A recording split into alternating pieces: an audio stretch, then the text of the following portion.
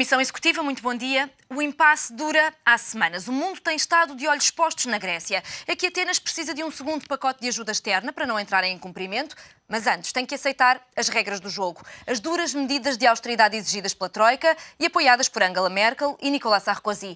O tempo urge, mas os partidos da coligação adiam o acordo. Enquanto as horas passam, os mercados traçam cenários negros para a Grécia. Usam termos como Grexit para denominar a possível saída do euro e falam do novo dracma. A Grécia pode decidir-se hoje, no dia em que o país tem a greve nas ruas e os partidos da coligação voltam à mesa das negociações. A Grécia é o tema desta Comissão Executiva. Na análise em estúdio estão hoje António Neto da Silva, Paulino Brilhante Santos e Vítor Scária. Muito bom dia, meus senhores, e muito obrigada por estarem nesta Comissão Executiva.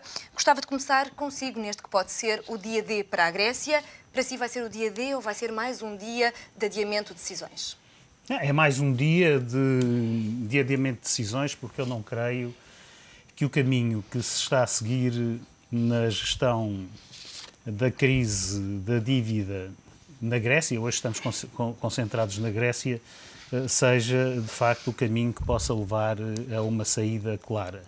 Aliás, entendo que mais este dia de greve na Grécia demonstra que não tem sido possível às entidades financeiras internacionais que impõem determinadas regras à Grécia demonstrar ou mostrar sequer quando é que acabam os sacrifícios e quando é que começa a recuperação.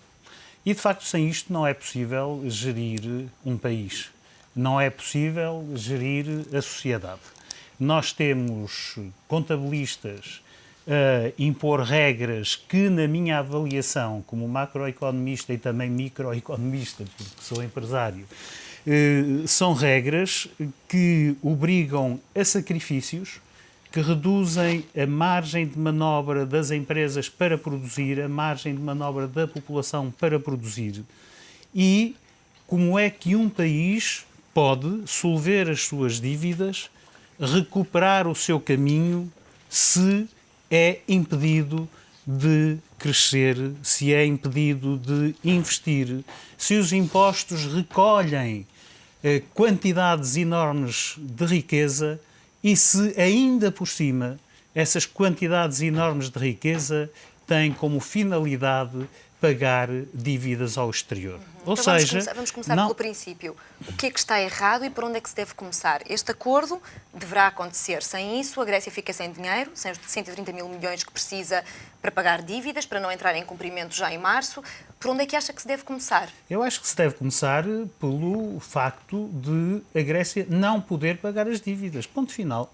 Ou seja, aquilo que está a acontecer é a culpabilização de países a quem foram emprestadas doses maciças de dinheiro durante anos sucessivos, sabendo aqueles que emprestavam que os países não tinham nenhuma possibilidade de continuar a viver àquele nível e nenhuma possibilidade de fazer o pagamento das suas dívidas, e assiste-se a um poder enorme da finança internacional. Não estou a falar da finança grega ou da finança portuguesa, são tão vítimas os bancos portugueses e os bancos gregos quanto a população portuguesa e a população grega. Estão a ser vítimas de uma falta de critério e de rigor nos empréstimos. E, portanto, quem empresta de uma forma tão superficial, aquilo que tem que fazer é assumir o custo de ter emprestado mal. É isso que acontece. Eu, se emprestar a uma pessoa, minha amiga, dinheiro, sabendo que ela não tem capacidade para me emprestar, obviamente sei que um dia não vou receber. E, portanto, é precisamente o enfoque da tentativa de resolução da dívida que me parece completamente errado. E não me parece que cheguemos a parte nenhuma, retirando àqueles que precisam de produzir mais aquilo que é a sua produção, restringindo a sua capacidade de investir, restringindo a sua capacidade de utilizar rendimentos para o investimento e o crescimento. Gostava de ouvir também a sua opinião, Vítor Scária, já a propósito desta questão que aqui começámos a discutir, que é a responsabilização da Grécia. Até onde é que começa a responsabilização e onde é que deve terminar? Essa é uma questão importante porque, aliás, já discutimos aqui várias vezes. Eu julgo que parte do problema é esse, ou seja, o que se viveu foram anos, como disse o Dr. Neto da Silva, de frugalidade, ou seja, ao contrário, portanto, era possível emprestar dinheiro e, de facto, agora tem que ser os países a ajustar. Não está em causa que não tenham que fazer, de facto, ajustamentos.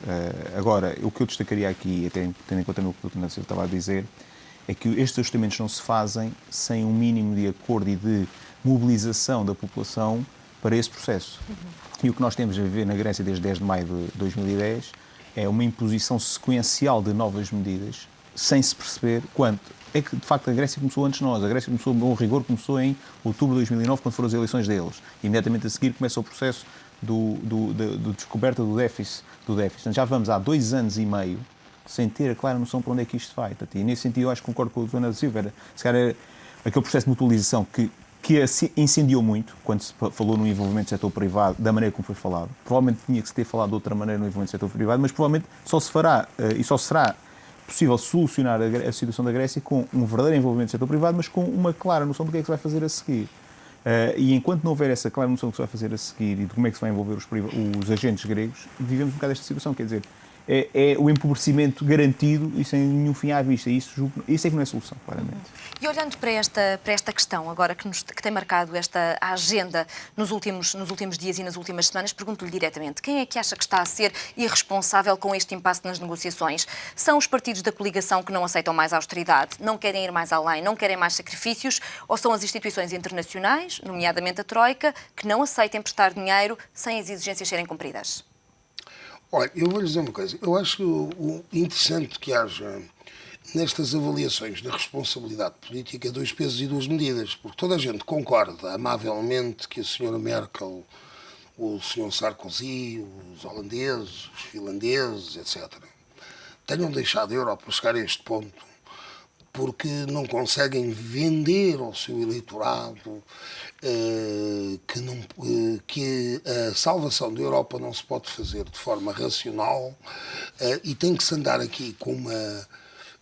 eu não hesito na qualificação, com verdadeiras palhaçadas desde 2009, a tentar dar aspirinas a um canceroso, porque os eleitorados desses países não aceitam outra coisa, os governantes desses países não podem, de modo algum, hostilizar os eleitorados desses países.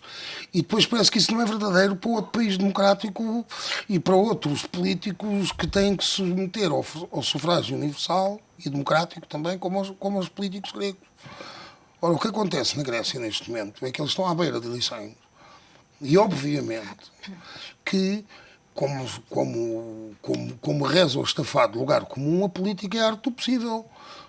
Ora, como disse o professor Vítor Scari muito bem, os gregos estão há 2 anos e meio a fazer sacrifícios atrás de sacrifícios, a verem a sua economia a ruir completamente, porque a economia grega foi completamente destruída por este programa de austeridade, está completamente desfeita, e sem quaisquer perspectivas de resolução à vista, nem de reanimação económica e nem de perspectiva de reconstrução económica a prazo, e sem sequer perspectiva de resolução, ao menos, do problema financeiro. Nem uma coisa nem outra. Ou seja, a opinião e, portanto, pública... como é que quer que os políticos gregos vendam ao seu eleitorado as medidas que a senhora Merkel e o senhor Sarkozy pretendem que eles façam agora para receberem a tal tranche de 130 mil euros, que são medidas de um tal rigor draconiano que iriam acabar por liquidar o que resta do nível de vida dos gregos e, na minha opinião, acabar de dar a machadada final na economia grega. Quer dizer, não podemos ter 2 pesos e 2 medidas. Chamamos muito responsável à senhora Merkel porque ela tem o eleitorado, tem que prestar contas, é compreensível e não é compreensível da parte dos gregos também. Eles também não têm Mas democracia. então como é que responde aos investidores e aos observadores destas matérias que apontam o dedo à Grécia por não cumprirem com as reformas que estão estipuladas? Mas como é que eles não cumpriram a reforma? Isso também é outro mito que se criou. Os gregos, desde 2009, aumentaram os impostos uma brutalidade. Reduziram efetivamente os gastos públicos, despediram milhares de funcionários públicos, cortaram salários, que foi uma verdadeira brutalidade. Portanto, quer dizer, a única coisa em que eu vejo que os gregos falharam, e aí de facto é um falhanço que não podemos deixar de admitir, foi a questão das receitas fiscais, porque de facto há um problema na Grécia, é que a máquina fiscal, em termos de cobranças fiscais, Já não funciona. Não funciona. Nunca funcionou. Não funcionou. E é evidente que a situação de colapso económico, quando as pessoas estão, e quem diz as pessoas individualmente, diz também as empresas e todo o tecido económico, estão em derrapagem, é evidente que as pessoas tendem a fugir mais aos impostos. É o único aspecto em que efetivamente a coisa funciona mal. De facto, a Grécia não teve um Dr. Paulo Macedo há uns anos atrás que reorganizou a máquina fiscal, etc.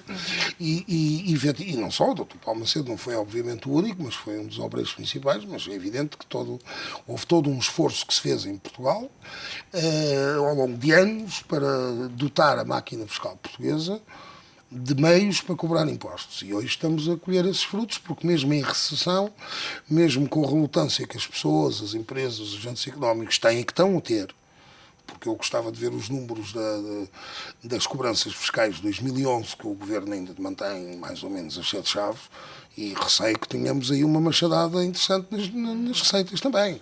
Na Grécia? Não, em Portugal, só que Não, não é mas tão... na Grécia, vamos voltar à Grécia. Na Grécia, obviamente, temos muito mais, porque a máquina fiscal é mais ineficiente. Mas digamos que foi a única coisa, talvez, que tenha falhado. Em termos de reformas estruturais, repare, houve também uma enorme eliminação de benefícios aos trabalhadores gregos. Os sindicatos perderam imensos benefícios. Fez-se um enorme esforço. O único ponto, talvez, que os gregos não tenham cumprido é a questão das privatizações. Eu compreendo que as privatizações irritem imenso os senhores da Troika, etc. Mas sejamos realistas. Com uma economia a afundar-se, com os ativos gregos a desvalorizarem-se brutalmente, mesmo em Portugal há quem discuta se vale a pena privatizar a pataco empresas e atribuir essas empresas ao capital estrangeiro e se isso tem realmente algum impacto na redução do déficit ou se é só uma forma de transferir para a Alemanha ativos aproveitando tipo abutres, que é o que essa gente é, ativos nacionais a preço de saldo, aproveitando a conjuntura da crise a pretexto de estar a reduzir o déficit. E depois de todos esses Também sacrifícios... é muito duvidoso, digo eu, mas isto é uma opinião muito pessoal, que essa exigência tenha alguma coisa a ver com a redução do déficit. E não seja uma exigência, por um lado, meramente ideológica e, por outro lado, uma exigência interesseira e comercialona de quem quer comprar ativos a preços de saldo. Esse também é o ponto, não é? Portanto, foram as duas únicas coisas que no programa da Troika a Grécia não cumpriu, de resto cumpriu tudo. Agora, com estas novas exigências, a lista é extensa, nem sei por onde começar, redução da despesa pública em 1,5% do PIB, corte salarial de 25% no setor público, redução do salário mínimo em cerca de 20%, supressão do 13º e 14º meses no setor privado, cortar nas pensões, reduzir nas férias, extinção de organismos públicos. A Grécia consegue implementar estas medidas para ter o dinheiro que precisa para sobreviver? Tânia, isto é o interior da floresta. Eu preferia, neste comentário, ser um bocado mais abrangente. Como lhe disse, eu estou em completo desacordo com a forma como isto está a ser seguido e liderado. O Dr. Paulino Brilhante dos Santos referiu de uma forma muito clara um conjunto de indicadores de que, de facto, a finança internacional, e eu repito, não é as finanças nacionais que são tão vítimas da finança internacional quanto as pessoas e as outras empresas, mas a finança internacional tem claramente objetivos não confessados. A questão das privatizações a preços de saldo, o desaparecimento dos centros de decisão nacional. Isto era um debate, este debate há uns anos atrás era um debate fundamental. Nós somos portugueses, os gregos são gregos e então estamos concentrados na Grécia, portanto eu vou falar da Grécia. Então os gregos deixam de ter qualquer decisão sobre as empresas que estão em solo grego e particularmente as empresas estratégicas. A propósito de quê? Exato. A propósito de quê? É que isto tem muito a ver com uma situação de guerra.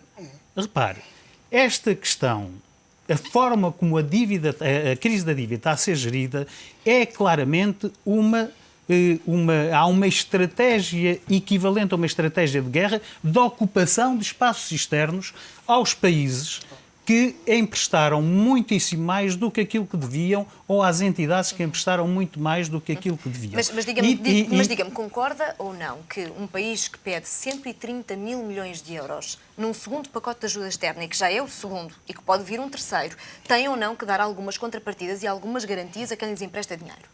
É evidente, o grande problema é... Então que contrapartidas têm que ser essas, não sendo esta a austeridade? Tânia, espera lá. O grande problema é que estes países estão a ser forçados a pedir. Repara o que acontece... Então, mas se não pedir, o que é que acontece à Grécia, em março? Repara o que é que acontece com as agências de rating internacional. Tenha paciência, eu tenho que vir a Portugal. Portugal tem cumprido e ultrapassado aquilo que têm sido as imposições da Troika.